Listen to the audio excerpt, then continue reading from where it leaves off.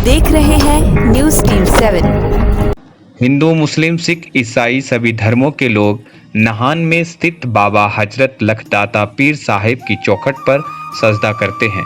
आस्था है कि बाबा के दरबार पर शीश झुकाने वाले फरियादी की खाली झोली भर जाती है। नाहन में पक्का टैंक के साथ बाबा की दरगाह पर चर्म रोगियों को हाजिरी भरते ही चर्म रोगों से छुटकारा मिल जाता है, जिसके बाद बाबा को आटे व गुड़ से बना रोट चढ़ाया जाता है।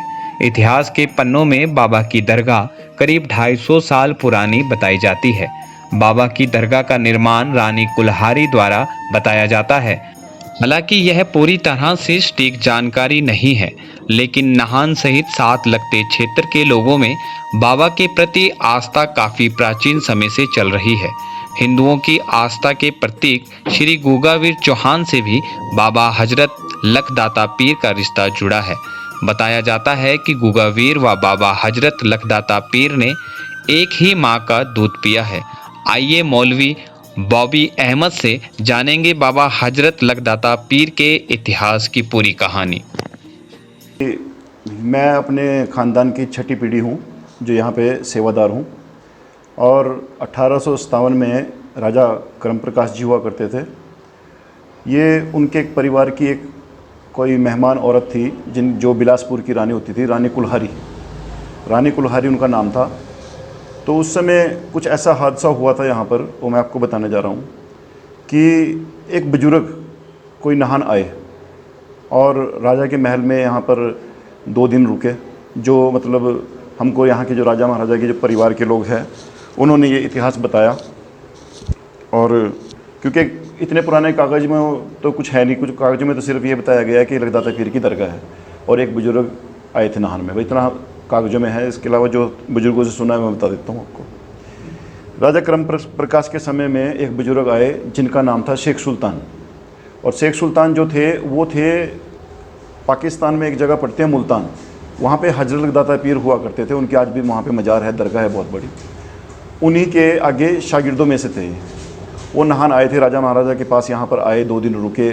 उन्होंने कुछ उनको बातें ऐसी बताई राजा साहब को जो वो बाद में इतिहास में आई और लोगों को पता चला कि वो बुजुर्ग ने जो बातें कही थी वो हुई है। जैसे यहाँ पे उन्होंने कहा था सूखा पड़ेगा, वो सूखा पड़ा था यहाँ पर, इतना भयंकर सूखा पड़ा था। बुजुर्ग की यहाँ पर कब्र बनी। कब्र बनने के बाद लोग बताते हैं जी इस बात की, हमारे बुजुर्ग हमारे दादे परदादे बताते थे कि एक दिन ऐसी बारिश आई, वो बारिश जो पूरी रात बारिश चली कि उस टाइम लाइटें भी नहीं होती थी।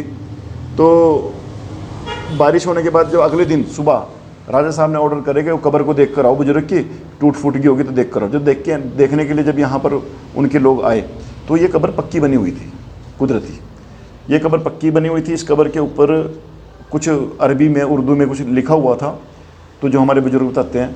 तो उस ज़माने सारे लोग हैरान हुए, बहुत हैरान हुए कि ये कैसे हो सकता है। तो उसी दिन उससे अगले दिन जैसे यहाँ पे लोग खुशी में नगाड़े बजाने लगे, ढोल ढाल बजाने लगे खुशी में कि ऐसा चमत्कार हुआ।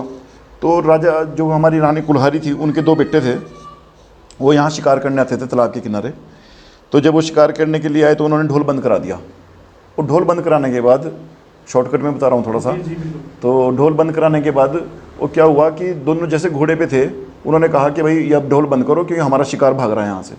तो कुदरती ऐसा हुआ, वो घोड़े जो थे वो पागल हो गए, वो या क्या हुआ उन घोड़ों को, वो घोड़ों ने उनको एक्सीडेंट किया, उन दोनों भाइयों की बाजू टांग टूटी। तो रानी साहब को जो यहाँ के जो पुरोहित थे राजा साहब के, उन्होंने बताया कि तुम्हारे बच्चों ने गलती करी है, वहाँ पीर बाबा थे वो बुजुर्ग के यहाँ पे, और तुम माफ़ी मांगो। तो माफ़ी मांगने आई अपने बच्चों की तरफ से, बच्चे भी उनके ठीक हो गए थे बाद में। और ये उसके बाद जो रानी साहिबा ने जो सूखना करी थी कि मेरे बच्चे ठीक हो जाए, तो मैं ये जो अंदर का हिस्सा है ये तो अब तो मॉडिफाई हो गया है, लेकिन पहले तो बहुत पुरानी हालत में था। तो ये सब रानी कुल्हारी ने बनवाया था। रानी कुल्हारी ने जब ये बनवाया तो यहाँ पे सेवादार जो हमारे छठे दादाजी थे, जो बुजुर्ग थे हमारे, वो उन्होंने यहाँ पे सेवादार रखे थे करम प्रकाश जी ने। और उन रानी ने कहा कि कोई ऐसा मुसलमान बताओ जो उसकी देख रेख कर सके, क्योंकि ये भी मुसलमान थे, बुजुर्ग थे, और बुजुर्गवार ही यहाँ पे सेवा कर सकता था। तो उन्होंने हमारे जो परदादा जी जो छठी पीढ़ी थे उनको यहाँ पे सेवादार बनाया था।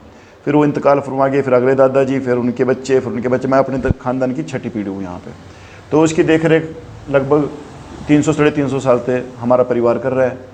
आज पहले तो लोग यहाँ पे बहुत कम आते थे, अब तो बहुत लोग आने लगे, बहुत मानते हैं इस पीर बाबा की। बड़े बड़े चमत्कार लोगों ने यहाँ पे देखे हैं, हमने भी देखे हैं जनाब। आज सबसे ज़्यादा जो यहाँ पे सूखना होती है इन लोगों की, जो वो परवरदिगार जिनकी मुरादें पूरी करता है, वो होता है यहाँ पे बेटे की।